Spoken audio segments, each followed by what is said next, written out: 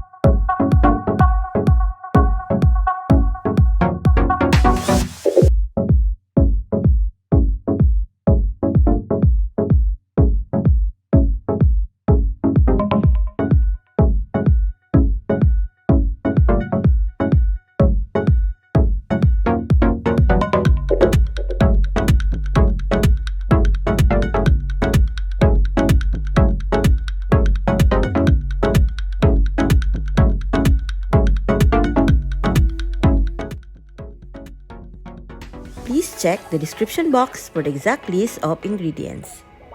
Thank you for watching, guys. Hope to see you again on my next cooking vlog. Keep safe and God bless everyone. Happy cooking!